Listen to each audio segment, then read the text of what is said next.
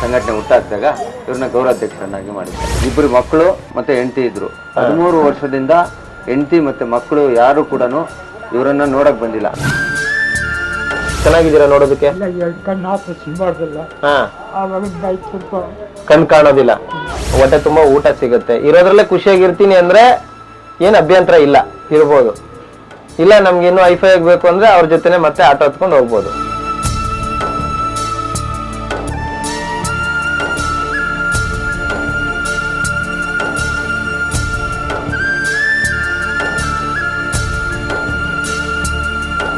ಶ್ವಾಸ ಇರುವವರೆಗೂ ಜನರ ವಿಶ್ವಾಸವನ್ನು ಜನಸ್ನೇಹಿ ಎಂದಿಗೂ ಕಳೆದುಕೊಳ್ಳುವುದಿಲ್ಲ.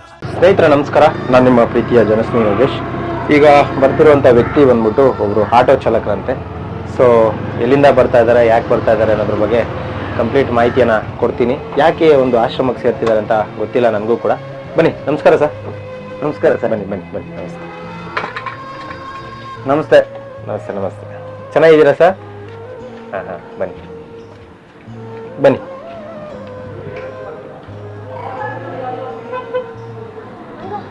ಇವರು ಕೇರ್ಪುರಂ ಇಂದ ಬರ್ತಾ ಇರೋದಲ್ಲ? ಕೇರ್ಪುರಂ ಇಂದ ಬರ್ತಾ ಇದೆ ಸರ್. ಹೌದಾ? Okay okay. ಕೃಷ್ಣರಾಜಪುರ ವಿಧಾನಸಭಾ ಕ್ಷೇತ್ರ ಆಟೋ ಚಾಲಕರ ಸಂಘಟನೆಯಿಂದ. ಹೌದಾ? ನಾವು ಬರ್ತಾ ಸ್ವಲ್ಪ ಜಾಗ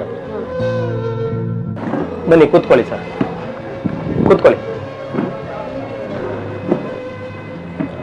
ನಮಸ್ಕಾರ. ಏನ್ ಹೆಸರು ನಿಮ್ದು? ಕೃಷ್ಣಮೂರ್ತಿ ಅಂತನಾ? ಏನ್ ಮಾಡ್ತಾ ಇದ್ರಿ ಕೆಲಸ? ಇವ್ರ ಹೆಸರು ಕೃಷ್ಣಮೂರ್ತಿ ಅಂತೆ. ಸೊ ಇವ್ರು ಬಂದ್ಬಿಟ್ಟು ಕೇರ್ಪುರಂ ಅಲ್ಲಿ ಇರ್ತಾರೆ ಅಂತ ಹೇಳ್ತಿದ್ದಾರೆ. ಜೊತೆಗೆ ಇವ್ರು ಆಟೋ ಚಾಲಕರಾಗಿದ್ದಾರೆ ಅಂತ ಕೇಳ್ಪಟ್ಟೆ. ಸೊ ಇವ್ರನ್ನ ಯಾಕೆ ಇಲ್ಲಿ ಕರ್ಕೊಂಡ್ ಬರ್ತಾ ಇದ್ದೀರಾ ಸರ್? ಇವರು ನಮ್ಮ ಕೃಷ್ಣರಾಜಪುರ ವಿಧಾನಸಭಾ ಕ್ಷೇತ್ರ ಆಟೋ ಚಾಲಕರ ಸಂಘಟನೆಯಲ್ಲಿ ಇವರು ಗೌರವಾಧ್ಯಕ್ಷರನ್ನಾಗಿ ನಾನು ಮಾಡಿದ್ದೆ. ನಮ್ಮ ಸಂಘಟನೆ ಮೊದಲು ಸಂಘಟನೆ ಹುಟ್ಟಾಕ್ದಾಗ ಇವ್ರನ್ನ ಗೌರವಾಧ್ಯಕ್ಷರನ್ನಾಗಿ ಮಾಡಿದ್ದೆ. ತದನಂತರ ಇವ್ರ ಸಂಬಂಧ ನನಗೆ ಗಟ್ಟಿಯಾಗಿ ಒಂದು 20 ವರ್ಷ. ಈಗ ಇರ್ಲಿ, ಅದು ನಿಮ್ಮ ಇದ್ರಲ್ಲಿ ಇದ್ರು. ಅದಂತರ ಈಗ ಏನಾಗಿದೆ ಸಮಸ್ಯೆ? ಅವ್ರಿಗೆ ಸಮಸ್ಯೆ ಏನಂತ ಹೇಳಿದ್ರೆ, ಇವರು ಮಕ್ಕಳು ಇದ್ರು, ಹೆಂಡತಿನೂ ಇದ್ರು. ಇಬ್ಬರು ಮಕ್ಕಳು ಮತ್ತೆ ಹೆಂಡತಿ ಇದ್ರು. 13 ವರ್ಷದಿಂದ ಹೆಂಡತಿ ಮತ್ತೆ ಮಕ್ಕಳು ಯಾರು ಕೂಡ ಇವರನ್ನ ನೋಡಕ್ ಬಂದಿಲ್ಲ. ಯಾವ ಊರು ನಿಮ್ದು? ಬ್ಯಾಂಗ್ಳೂರಾ?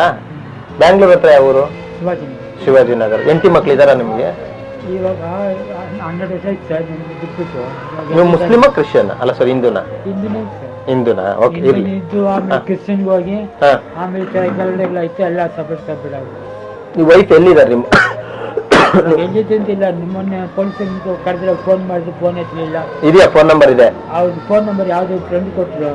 ಸರಿ, ಅದು ಮಾತಾಡಿದ್ರೆ ಅವ್ರು ಏನು ಮಾತಾಡಿಲ್ಲ. ನಮ್ಮ ಪಾಲಿಗೆ ಅವ್ರು ಹೋಗ್ಬಿಟ್ಟು. ಅವರು ಮಕ್ಳಿದಾರ ನಿಮ್ಗೆ? 2 ಮಕ್ಳು. ಗಂಡ ಹೆಣ್ಣ? ಎಷ್ಟು ವರ್ಷ ಆಯ್ತು ನೀವು ಅವ್ರನ್ನ ಬಿಟ್ಟು? 13 ವರ್ಷ. 13 ವರ್ಷ. ಏನ್ ಬಿಡೋದಕ್ಕೆ ಕಾರಣ? ಏನ್ರೆ ನಮ್ಮಪ್ಪ ಸ್ವಲ್ಪ ಒಂದು ಜಮೀನು ತಗೊಂಡಿದ್ರು ಸರ್. ಅದರಲ್ಲಿ 3 ಭಾಗ 4 ಭಾಗ ಮಾಡ್ಕೊಂಡು ಜಗಳ ಮಾಡ್ಬಿಟ್ರು. ಅದೇ ಏನಕ್ಕೆ ಇಷ್ಟು ಜಗಳ, ನೀವು ಕಟ್ಕೊಳ್ಳಿ ಅಂತ ನಾವು ಅವಾಗ ಬಿಟ್ಬಿಟ್ಟು ಜಾಗ. ಅವ್ರೇನ್ ಮಾಡ್ರಿ, ಅವ್ರ ಜಾಗ ಕಟ್ಕೊಳ್ಳಿ. ಈಗ ಸದ್ಯಕ್ಕೆ ಯಾರ ಮನೇಲಿ ಇದ್ದೀರಿ ನೀವು? ಸಪರೇಟ್ ಆಗಿದ್ದೀನಿ ಸರ್. ಎಷ್ಟು? 13 ವರ್ಷದಿಂದ ಸಪರೇಟ್ ಆಗಿದ್ದೀರಾ? 13 ವರ್ಷದಿಂದ. ಹೆಂಡತಿ ಮಕ್ಕಳನ್ನ ಒಂದ್ಸತಿ ನೋಡಿಲ್ವಾ ನೀವು? ಎಲ್ಲಿದ್ದಾರೆ ಅಂತ ಗೊತ್ತಿಲ್ಲ. ಈಗ ಏನಾಗಿದೆ? ಆರಾಮಾಗಿದ್ದೀರಲ್ಲ, ಚೆನ್ನಾಗಿದ್ದೀರಾ ನೋಡೋದಕ್ಕೆ? ಕಣ್ಣು ಆಪರೇಷನ್ ಮಾಡ್ದಲ್ಲ, ಸ್ವಲ್ಪ ಕಣ್ ಕಾಣೋದಿಲ್ಲ. ಏನ್ ಕೆಲಸ ಮಾಡ್ತಿದ್ರಿ? ಆಟೋನೇ ಓಡಿಸ್ತಾ ಇದ್ರಿ. ಜೀವನಕ್ಕೆ ಆಟೋನೇ ಓಡಿಸ್ಕೊಂಡು ಜೀವನ ಮಾಡ್ತಾ ಇದ್ರಿ. ಬಾಡಿಗೆ ಮನೇಲಿ ಇದ್ರಾ? ಈಗ ಏನಾಗ್ತಿದೆ ಸಮಸ್ಯೆ ನಿಮ್ಗೆ? ಇವಾಗ ನೈಟ್ ಆದ್ರೆ ಆ ತರ ಆಗುತ್ತೆ. ಅದು ಬಿಸಿನೆಸ್ ಬರಿಲ್ಲ ಬೇರೆ. ಇವಾಗ ಮನೆ ಬಾಡಿಗೆಲ್ಲ ಕಟ್ಬೇಕು. ತುಂಬಾ ಟಾರ್ಚರ್ ಕೊಡ್ತಾರೆ. ಅದಕ್ಕೆ ಏನೇನ್ ಮಾಡ್ಬೇಕಂತ ತಿರುವಣ್ಣಾಮಲೆಗೆ ಹೋಗ್ಬಿಟ್ಟು ಬಂದೆ. ಏನಕ್ಕೆ ತಿರುವಣ್ಣಾಮಲೆಗೆ? ಇಲ್ಲೆಲ್ಲ ಬಿಟ್ಟರೆ ಅಲ್ಲಿ ಹೋಗ್ಬಿಡೋಣ ಅಂತ. ತಿರುವಣ್ಣಾಮಲೆಗೆ ತಮಿಳ್ನಾಡು ಹೋಗ್ಬಿಡೋಣ ಅಂತ ಹೊರಟೋದ್ರಿ? ಅಲ್ಲಿ ನೋಡಿದ್ರೆ ಅಲ್ಲೂ ಸೆಟ್ ಆಗ್ತಿಲ್ಲ. ಅಲ್ಲಿ ರೋಡ್ ನಲ್ಲಿ ಮಾಡ್ಕೊಳ್ದು ಹಂಗಿದ್ದು ಇರುತ್ತೆ. ಬೇಡ ಅಂತ ತಿರ್ಗಾ ಇಲ್ಲಿ ಬಂದ್ಬಿಟ್ಟು ತಿರ್ಗಾ ಎಲ್ಲರೂ ಕಷ್ಟ ಬಂದು ಗಾಡಿ ಓಡಿಸ್ತಾ ಇದ್ದೆ. ಯಾವ್ದು ಬೇಡ. ಹೌದಾ? ಈಗ ಇದು ಒಂದು ಅನಾಥಾಶ್ರಮಕ್ಕೆ ಕರ್ಕೊಂಡ್ ಬಂದಿದ್ದಾರೆ ನಿಮ್ಮನ್ನ. ಇಲ್ಲಿ ನೀವು ಮನೇಲಿ ಇದ್ದಂಗಂತೂ ಇರಕ್ಕಾಗಲ್ಲ. ಇಲ್ಲಿ ಅದರದೇ ಆದಂತ ಚೌಕಟ್ಟುಗಳಿರ್ತದೆ. ಆಮೇಲೆ ನಿಮ್ಗೆ ಹೊರಗಡೆ ಹೋಗೋದಕ್ಕೆ ನಾವು ಬಿಡೋದಿಲ್ಲ. ಕಾರಣ ಇಷ್ಟೇ, ಲೆಟರ್ ಆಗಿರ್ತದೆ, ಪೊಲೀಸ್ ಲೆಟರು. ಇದೆಲ್ಲದಕ್ಕೂ ಅವ್ರು ಹೇಳಿದಾರ ನಿಮ್ಮ ಹತ್ರ? ಇಲ್ಲಿ ಕುಡಿಯೋದಕ್ಕೆ ಅಥವಾ ಎಣ್ಣೆ ಸಿಗರೇಟು ಅದೆಲ್ಲ ಸಿಗೋದಿಲ್ಲ. ಹೊಟ್ಟೆ ತುಂಬಾ ಊಟ ಸಿಗುತ್ತೆ, ಇರೋದ್ರಲ್ಲೇ ಖುಷಿಯಾಗಿರ್ತೀನಿ ಅಂದ್ರೆ ಏನ್ ಅಭ್ಯಂತರ ಇಲ್ಲ, ಇರ್ಬೋದು. ಇಲ್ಲ ನಮ್ಗೆ ಇನ್ನು ಐಫೈ ಆಗ್ಬೇಕು ಅಂದ್ರೆ ಅವ್ರ ಜೊತೆನೆ ಮತ್ತೆ ಆಟೋ ಹತ್ಕೊಂಡು ಹೋಗ್ಬೋದು. ಎರಡೇ, ಯಾಕಂದ್ರೆ ಇರೋದ್ ನಾವು ಅಲ್ವಾ. ಹೌದು. ಇಲ್ಲಿ ಊಟ ತಿಂಡಿ ತೋರಿಸಿ ಇವ್ರನ್ನೇನು ಕರ್ಕೊಂಡ್ ಬಂದಿಲ್ಲ, ನಾನು ಇರೋದನ್ನೇ ಹೇಳ್ಬಿಟ್ಟು ಕರ್ಕೊಂಡ್ ಬಂದಿದ್ದೀನಿ. ಜನಶ್ರೀ ಏನು ಜನಸ್ನೇಹಿ ವೃದ್ಧಾಶ್ರಮ ಹಾಗೂ ಟ್ರಸ್ಟ್ ಇರೋದ್ರಿಂದ ಅವ್ರು ಏನು ಚೌಕಟ್ಟಿದೆ ಅದನ್ನ ನಾನು ಇವ್ರಿಗೆ ಪೂರ್ತಿಯಾಗಿ ತಿಳಿಸ್ಕೊಟ್ಟಿದ್ದೀನಿ. ಸುಮಾರು 1 ತಿಂಗಳಿಂದ ನಾನು ಇವರು ನನ್ನ ಹತ್ರ ಹೇಳಿದ್ರು, ಇದಕ್ಕೆಲ್ಲ ಪ್ರಿಪರೇಷನ್ ಆಗ್ಬೇಕಪ್ಪ, ನೀನ್ ಈ ತರ ಇದ್ರೆ ಅಲ್ಲಿ ಆಶ್ರಮದಲ್ಲಿ ಇರೋಕ್ಕಾಗೋದು. ಅಲ್ಲಿ ಅನ್ಯ ಜಾತಿ ಜನರು ಇರ್ತಾರೆ ಅಲ್ಲಿ, ಅವ್ರಿಗೆ ಯಾವ್ದಾದ್ರು ರೋಗಗಳು ಇರ್ತವೆ, ಮತ್ತೊಂದು ಇರ್ತದೆ, ಎಲ್ಲ ಇರ್ತದೆ. ಅದಕ್ಕೆಲ್ಲ ನೋಡಂಗಿಲ್ಲ, ಯಾವ್ದೇ ಜಾತಿ ಇಲ್ಲ, ಯಾವ್ದೇ ಧರ್ಮ ಇಲ್ಲ, ಯಾವ್ದೇ ಕುಲ ಯಾವ್ದು ಇರೋದಿಲ್ಲ ಇಲ್ಲಿ, ಎಲ್ಲ ಒಂದೇ ಇಲ್ಲಿ ಒಂದೇ ತಾಯಿ ಮಕ್ಕಳ ತರ ಇರ್ತಾರೆ. ಅಲ್ಲೂ ನೀನು ಅದೆಲ್ಲ ಏನು ಇರೋದಿಲ್ಲ, ಇರೋದ್ರಲ್ಲಿ ಖುಷಿಯಾಗಿರ್ತೀನಿ ಅಂದ್ರೆ ನೀನು ಒಂಟಿಯಾಗಿದ್ದೆ. ಈಗ ನಿನಗೆ ಒಂದು ಕುಟುಂಬ ಈಗ ನಿಮ್ ಹೆಂಡತಿ ಮಕ್ಳು ಕರೆದ್ರೆ ಬರ್ತಾರೆ, ನೀವು ನಂಬಿಕೆ ಇದೆಯಾ ನಿಮ್ಗೆ? ಯಾಕೆ ಬರೋದಿಲ್ಲ? ಬಲವಾದ ರೀಸನ್ ಇರ್ಬೇಕಲ್ಲ, ಯಾಕೆ ಬರೋದಿಲ್ಲ? ಅವಾಗ ಬಿಟ್ಟೋಗಿದ್ರು ಅಂತ ಮಾತ್ರ ಹೇಳ್ತಾ ಇದ್ರೆ, ಬಿಟ್ಟೋಗೋದಕ್ಕೆ ಬಲವಾದ ಕಾರಣ ಇರ್ಬೇಕಲ್ಲ, ನೀವು ಚೆನ್ನಾಗಿ ನೋಡ್ಕೊಂಡಿರ್ಬೇಕಲ್ಲ. ನಾವು ಚೆನ್ನಾಗಿ ನೋಡ್ಕೊಂಡಿದ್ವಿ ಸರ್, ಆದ್ರೆ ಒಂದೇ ಒಂದು ಸೈಜ್ ಚಿಕ್ಕ ಪ್ರಾಬ್ಲಮ್ ಆಯ್ತು ಸರ್. ಆ ಸೈಜ್ ಇಂದ ಬಂದಿದ್ದು ನಮ್ಮ ಮನೆ ತಮ್ಮ 3 ಜನ. ಅಕಸ್ಮಾತ್ ನಿಮ್ ಮಕ್ಳೇನಾದ್ರು ನೋಡ್ತಾ ಇದ್ರೆ, ಅವ್ರಿಗೆ ಒಳ್ಳೆ ಮನ್ಸಿದ್ರೆ ಕರ್ಕೊಂಡು ಹೋಗೋ ಮನ್ಸ್ ಮಾಡ್ಬೋದು, ಅವ್ರಿಗೇನ್ ಹೇಳ್ತೀರಾ? ಅಲ್ಲ, ಅಕಸ್ಮಾತ್ ಅಕಸ್ಮಾತ್ ಹೇಳ್ತಿರೋದು ನಾನು. ಅವರಾಗ ಅವ್ರ ಮನ್ಸು ಬದಲಾಯಿಸ್ಕೊಂಡ್ ಬಂದ್ರೆ 100% ಬರಲ್ಲ, ನನಗೆ ಪರಿಚಯ ಗೊತ್ತಿಲ್ಲ. ಈಗಿರೋಷ್ಟು ದಿನ ಇಲ್ಲಿ ಇರ್ತೀರಾ ಆರಾಮಾಗಿ? ಮನ್ಸ್ಫೂರ್ತಿಯಾಗಿ ಹೇಳ್ಬೇಕು ಸರ್, ಅಲ್ವಾ? ಸೊ ಥ್ಯಾಂಕ್ ಯು, ನೀವು ಒಳ್ಳೆ ಕೆಲಸ ಮಾಡಿದಿರಿ. ನೀವು ಆಟೋ ಚಾಲಕರ ಸಂಘಟನಾ ಅಧ್ಯಕ್ಷರು. ಇವ್ರು ನಮ್ ಜೊತೆ ಒಂದು 20 ವರ್ಷದಿಂದ ಒಡನಾಟದಲ್ಲಿದ್ರು. ಹಾಗಾಗಿ ಇವರು ಏನು ಭಾವನೆಗಳಿತ್ತು ನನಗೆಲ್ಲ ಕೂಡ ಸಂಪೂರ್ಣವಾಗಿ ಗೊತ್ತಿದೆ. ಇವ್ರ ಫ್ಯಾಮಿಲಿಯಲ್ಲಿ ಏನೋ ಇದಾಯ್ತು ಎಲ್ಲ ಕೂಡ ನನಗೆ ಗೊತ್ತಿದೆ. ಬಟ್ ಇವ್ರಿಗೆ ರಿಲೇಷನ್ ಅಣ್ಣ ತಮ್ಮ ಯಾರು ಇಲ್ಲ? ಅಣ್ಣ ತಮ್ಮ ಒಬ್ಬ ಇದ್ದಾನೆ. ತಮ್ಮ ಅವ್ರಿಗೆ 2 ಕಿಡ್ನಿ ಇದಿಲ್ಲ, ಅವ್ರಿಗೆ ನಡೆಯೋದು ಕೂಡ ಆಗೋದಿಲ್ಲ. ಮೊನ್ನೆ ಪೊಲೀಸ್ ಸ್ಟೇಷನ್ ಕೂಡ ಕರ್ಕೊಂಡ್ ಬಂದಿದ್ದೆ ಅವ್ರನ್ನ, ಇನ್ಸ್ಪೆಕ್ಟರ್ ಮುಂದೆ ಕುಂತಿದೆ. ಏನ್ರ ನಿಮ್ ತಮ್ಮ ನಿಮ್ಮ ಅಣ್ಣನ ಕರ್ಕೊಂಡೋಗಿ ನೀವು ಸಾಕೊಂಬೋದಲ್ಲ ಅಂದ್ರೆ, ಸರ್ ನನ್ನನ್ನು ನೋಡೋದೇ ಯಾರು ಇಲ್ಲ ಸರ್, ನಾನು ಹೆಂಗೆ ನಮ್ಮ ಅಣ್ಣನ್ ನೋಡ್ಲಿ, ರೋಡಲ್ಲಿ ಮಲ್ಕೊಂತಾನೆ ಅವನು, ನಾನು ಇಲ್ಲ ಅಂತ ಹೇಳಿದ್ರೆ ನಮ್ಮ ಹೆಂಡತಿ ಎಲ್ಲಾನು ಅವ್ರು ಸರಿಯಾಗಿ ನೋಡ್ಕೊಳಲ್ಲ ಸರ್ ಅಂತೇಳಿ ನನ್ನ ಹತ್ರ ಹೇಳಿದ ಮೇಲೆ ಆಮೇಲೆ ಸ್ಟೇಷನ್ ಕರ್ಕೊಂಡೋಗಿ ಅವ್ರ ಹತ್ರ ಒಂದು ಲೆಟರ್ನ ಮಾಡಿಸಿ ಇದಕ್ಕೆ ಏನೋ ಒಂದು. ಸ್ನೇಹಿತರೆ ನಮಸ್ಕಾರ, ರಾಮಮೂರ್ತಿ ನಗರ ಪೊಲೀಸ್ ಸ್ಟೇಷನ್ ಇಂದ ಲೆಟರ್ ಕೂಡ ಮಾಡಿಸ್ಕೊಂಡು ಬಂದಿದ್ದಾರೆ. ಇವ್ರಿಗೆ ವಾರಸ್ದಾರ್ ಯಾರು ಇಲ್ಲ ಅಂತೆ, 13 ವರ್ಷ ಆಯ್ತು, ಹೆಂಡತಿ ಮಕ್ಳು ಬಿಟ್ಟೋದ್ರು ಅಂತ. ಗೊತ್ತಿಲ್ಲ ಕಾರಣ ಏನಂತ. ಇವ್ರಿಗೆ ಆಟೋ ಓಡಿಸ್ಕೊಂಡು ಜೀವನ ನಡೆಸ್ತಾ ಇದ್ರು, ಈಗ ಕಣ್ಣು ಕಾಣೋದಿಲ್ಲ ರಾತ್ರಿ ಹೊತ್ತು ಆಟೋ ಓಡಿಸೋದಕ್ಕೆ. ಜೊತೆಗೆ ಬಾಡಿಗೆ ಮನೇಲಿ ಇರೋದ್ರಿಂದ ಬಾಡಿಗೆ ಕಟ್ಟೋದಕ್ಕೆ ಆಗ್ತಾ ಇಲ್ಲ, ಅಥವಾ ಜೀವನ ರೂಪಿಸ್ಕೊಳಕ್ಕೆ ನಿಭಾಯಿಸೋದಕ್ಕೆ ಸಾಧ್ಯ ಆಗ್ತಾ ಇಲ್ಲ, ಊಟ ತಿಂಡಿ ಯಾವ್ದು ಕೂಡ ನಿಭಾಯಿಸೋದಕ್ಕೆ ಆಗ್ತಾ ಇಲ್ಲ ಅಂತ ಹೇಳಿ ಇಲ್ಲಿ ಕರ್ಕೊಂಡ್ ಬಂದಿದ್ದಾರೆ.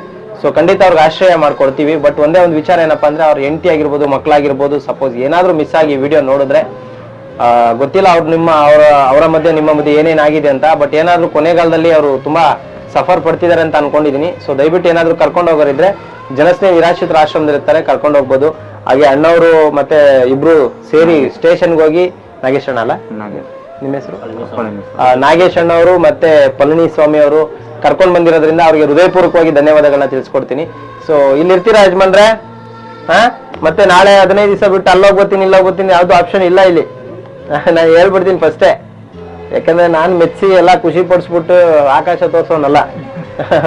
ಇರೋದನ್ನ ನೇರವಾಗಿ ಹೇಳ್ತೀವಿ. ಖುಷಿ ಇದ್ರೆ ಊಟ ಇದೆ, ಬಟ್ಟೆ ಇದೆ, ಮನೆ ಕಣಕ್ ಜಾಗ ಇದೆ, ಇಷ್ಟು ನಾನು ಕೊಡಬಲ್ಲೆ. ಒಂದು ನಾನು ನಿಮ್ ಬಗ್ಗೆ ಸಾಕಷ್ಟು ವಿಡಿಯೋಗಳಲ್ಲಿ ನೋಡಿದ್ದೀನಿ, ಇವತ್ತೇ ನಾನು ನೇರವಾಗಿ ನೋಡ್ತಾ ಇರೋದು. ಬಹಳ ನನಗೆ ಖುಷಿ ಆಗಿದ್ದೇನೆ ಅಂತ ಹೇಳಿದ್ರೆ, ಬಂದಿದ ತಕ್ಷಣ ನೀವು ಊಟ ಮಾಡಿದ್ರ ಅಂತ ಹೇಳಿ ಕೇಳಿದ್ರಲ್ಲ, ಅದು ಒಂದು ಮಾತ್ರ ನಮ್ಗೆ ತುಂಬಾ ಇಷ್ಟ ಆಯ್ತು. Thank you. ಹಸಿದವರಿಗೆ ಹೊಟ್ಟೆಗೆ ಊಟ ಹಾಕೋರು ಬಂದು ಕೇಳೋದೆ ಅದನ್ನ, ದುಡ್ಡಿದ್ಯಾ ನಿಮ್ಮ ಹತ್ರ ಇದಿದ್ಯಾ ಅದಿದ್ಯಾ ಅಂತ ಹೇಳಿ ಕೇಳಿಲ್ಲ. ನೀವು ಬಂದಿದ ತಕ್ಷಣ ನಮ್ಮನ್ನು ಕೇಳಿದ್ದು ಊಟ ಮಾಡ್ತೀರಾ, ಊಟ ಆಯ್ತಾ ಅಂತ ಕೇಳಿದ್ರು. ಅದ್ರಲ್ಲಿ ನೋಡಿ ನಮ್ಗೆ ಖುಷಿ ಆಯ್ತು. ಈ ತರ ಒಂದು ಜನಸ್ನೇಹಿ ಒಂದು ಆಶ್ರಮದಲ್ಲಿ ಇಷ್ಟು ನಾನು ಆಗ್ಲಿಂದ ಬಂದು ನೋಡ್ತಾ ಇದ್ದೀನಿ, ಎಷ್ಟು ಜನ ಬೇರೆ ಬೇರೆ ರೀತಿಯ ರೋಗಗಳದ್ದು ಒಂದೊಂದು, ಅದನ್ನೆಲ್ಲ ನಾವು ನಿಜವಾಗ್ಲೂ ನಾವು ಆ ಕೆಲಸ ಮಾಡಕ್ಕಾಗಲ್ಲ ಸರ್. ನೀವು ಅದನ್ನ ನೋಡಿದ್ರೆ ನಮ್ಗೆ ಕಣ್ಣಲ್ಲಿ ನೀರು ಬರುತ್ತೆ ನಿಜವಾಗ್ಲು.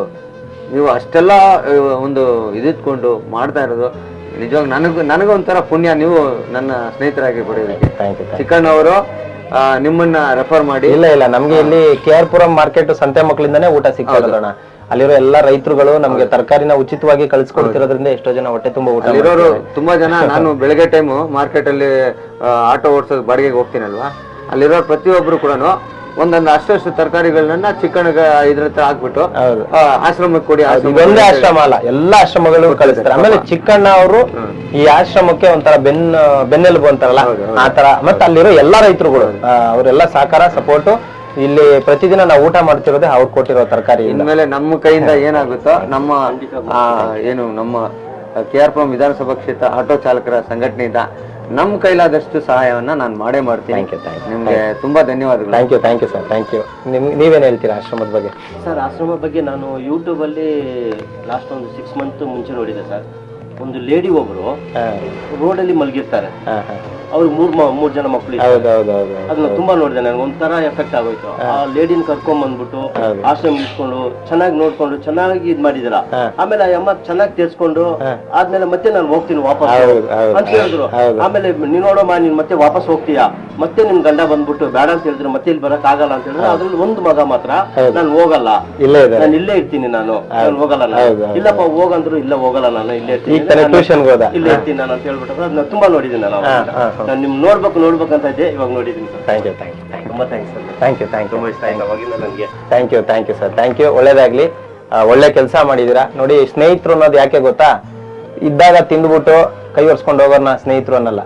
ಕಷ್ಟ ಕಾಲದಲ್ಲಿ ಅವ್ರಿಗೆ ನಮ್ ಕೈಲಿ ದುಡ್ಡು ಕೊಡಕ್ಕಾಗಲ್ವಾ, ಮನೇಲಿ ಇರಿಸ್ಕೊಳಕ್ಕಾಗಲ್ವಾ, ಕನಿಷ್ಠ ಪಕ್ಷ ಎಲ್ಲಿ ನೆಲೆ ಇದೆಯೋ ಅಲ್ಲಿ ನೆಲೆ ತೋರ್ಸೋನ್ನ ಸ್ನೇಹಿತರು ಅಂತಾರೆ. ಈಗ ನೀವು ಮಾಡ್ತಿರೋ ಕೆಲಸನೂ ಅದೇನೆ. ನಿಮ್ ಕೈಲಿ ಈಗ ನೋಡ್ಕೊಳಕ್ ಆಗ್ತಿಲ್ಲ ಅಥವಾ ಮನೆ ಕರ್ಕೊಳಕ್ ಆಗ್ತಿಲ್ಲ ಅಂದ್ರೂ ಅವ್ರಿಗೆ ನೆಮ್ಮದಿಯಾಗಿರೋದಕ್ಕೆ ಯಾವ ಜಾಗ ಬೇಕೋ ಆ ಜಾಗ ಚೂಸ್ ಮಾಡಿ ಕರ್ಕೊಂಡ್ ಬಂದಿದ್ರೆ. ನಾನು ಒಂದ್ ಹೇಳ್ಬೇಕು ಸರ್, ನಮ್ಮ ರಾಮಮೂರ್ತಿ ನಗರ ಪೊಲೀಸ್ ಠಾಣೆಯ ಶಿವಪ್ಪ ಸರ್ ಅಂತ ಹೇಳ್ಬಿಟ್ಟು, ಶಿವಪ್ಪ ನಾಯಕ್ ಅಂತ ಹೇಳಿ ಅವರು ಇದನ್ನ ಯಾವ್ದೋ ಒಂದ್ ಸ್ಟೇಷನ್ಗೆ ಹೋದಾಗ ನಿಜವಾಗ್ಲೂ ಅವರು ಕೇರ್ಲೆಸ್ ಆಗಿ ಮಾಡ್ತಾ ಇದ್ರು. ನಾನು ಸುಮಾರು ಮಾಡಿದ್ದೀನಿ ಈ ತರದೆಲ್ಲ, ಆಟೋ ರಜಾ ಅವ್ರಿಗೆ ಕೂಡ ತಗೊಂಡೋಗಿ ಸೇರಿಸಿದ್ದೀನಿ. ಆದ್ರೆ ಒಂದು 10 ನಿಮಿಷದಲ್ಲಿ ಇದನ್ನ ನನಗೆ ಮಾಡ್ಕೊಟ್ರು. ನೋಡಿ, ಒಳ್ಳೆಯವರು ಇದಾರೆ ಈ ಭೂಮಿ ಮೇಲೆ.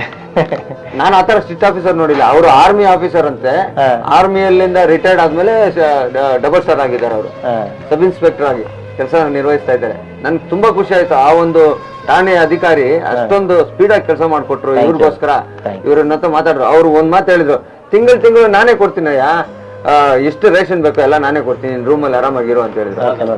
ಯಾಕಂದ್ರೆ ಅವರು ಇವತ್ತು ಕೊಡ್ಬೋದು, ನಾಳೆ ಕೊಡ್ಬೋದು, 1 ತಿಂಗಳು ಕೊಡ್ಬೋದು, 2 ತಿಂಗಳು ಕೊಡ್ಬೋದು. ಆದ್ರೆ ಈ ತರ ಆಶ್ರಮ ಸಿಗೋದು ತುಂಬಾನೇ ಕಷ್ಟ. ಹೌದು, ಆದ್ರೆ ಇವ್ರು ಹೆಂಗ್ ಉಳಿಸ್ಕೊಂಡು ಹೋಗ್ತಾರೆ ಅನ್ನೋದ್ರ ಮೇಲೆ ನಿಂತಿರುತ್ತೆ ಸರ್. ನಾವ್ ಹೇಳೋದು ಇಷ್ಟೇ, ನಾವ್ ಯಾರಿಗೂ ಓಪನ್ ಅಪ್ ಆಗಿ ಫೋರ್ಸೇಬಲಿ ನಾವಿರೋ ಅಂತ ಹೇಳಲ್ಲ.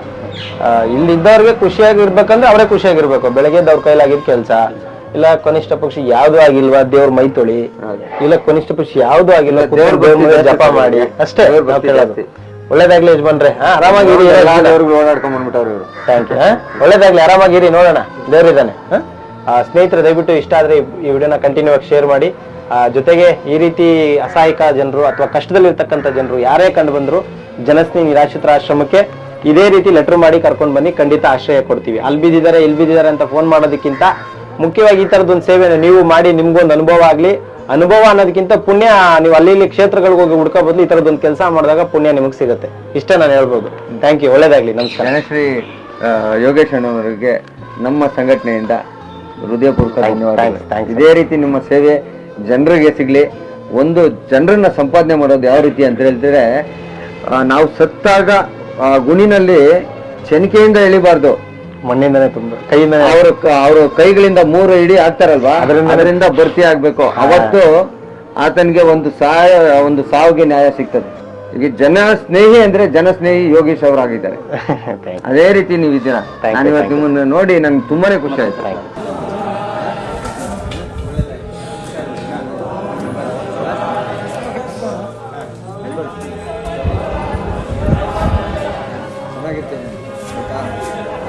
ಇನ್ನೊಂದು ಬಿಟ್ಟಿರ್ಬೋದು.